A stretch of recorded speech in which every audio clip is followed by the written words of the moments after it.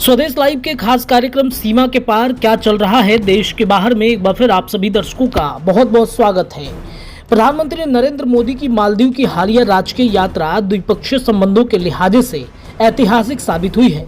इस यात्रा के दौरान भारत और मालदीव के बीच कई अहम समझौते और घोषणाएं की गई, जो दोनों देशों के संबंधों को और अधिक मजबूत बनाने की दिशा में निर्णायक कदम है। और इसके साथ ही साथ अमेरिका और चीन जैसे देश को मिर्ची लगनी लगभग तय मानी जा रही है। भारत ने मालदीव को 4,850 करोड़ यानी कि 565 मिलियन डॉलर की नई लाइन ऑफ क्रेडिट देने का ऐलान किया है। यह राशि मालदीव में बुनियादी ढांचे के विकास और लोगों की प्राथमिकताओं से जुड़ी परियोजनाओं के लिए इस्तेमाल की जाएगी। इसमें भारत की नेबरहुड फर्स्ट नीति और मालदीव के साथ बढ़ते आर्थिक सहयोग को मजबूती मिलेगी। भारत सरकार द्वारा दी गई एलओसी यानी कि लाइन ऑफ क्रेडिट पर मालदीव की वार्षिक ऋण चुकौती में कमी लाने का भी निर्णय लिया है। यह फैसला मालदीव की आर्थिक स्थिति को देखते हुए लिया गया, जिसमें उसे अपनी आंतरिक विकास योजनाओं पर बेहतर ध्यान देने का अवसर मिलेगा। दोनों देशों ने Indian Maldives free trade agreement यानी कि IMFTA को लेकर बातचीत शुरू करने का ऐलान किया है। यह समझौता व्यापार और निवेश को बढ़ावा देगा और दोनों देशों के व्यापारिक संबंधों को गति प्रदान करेगा। भारत और मालदीव के बीच राजनीतिक संबंधों की 60वीं वर्षगांठ के अवसर पर दोनों देशों की प्रारंभिक नौकाओं को दर्शाते हुए स्मारक डाक टिकट जारी किया गया। यह सांस्कृतिक और ऐतिहासिक संबंधों को सम्मान देने की दिशा में एक प्रतीकात्मक लेकिन अहम कदम है।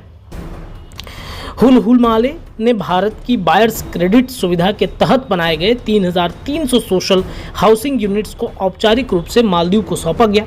ये घर वहां की कई परिवारों के लिए नई शुरुआत है और सुरक्षा आशियाने को प्रतीक बनाएंगे।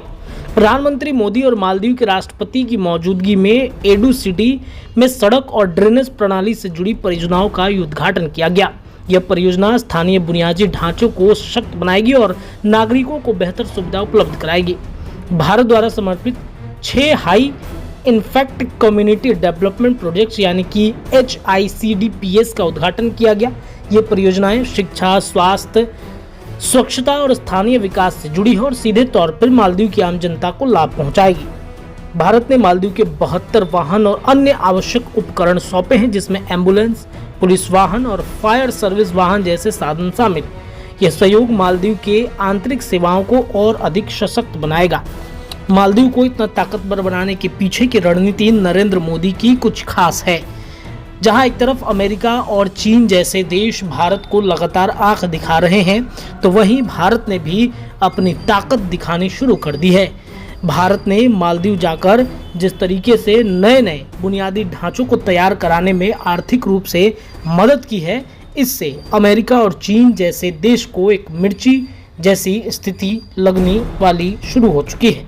यानी कि 4,850 करोड़ का लोन, सेना को 72 गाड़ियां, FTA पर बातचीत। भारत से मालदीव को ऐसी सौगात मिली तो मालदीव के जो राष्ट्रपति हैं वो फूले नहीं समा रहे हैं और हर मुश्किल घड़ी में भारत के साथ खड़े रहने का आश्वासन भी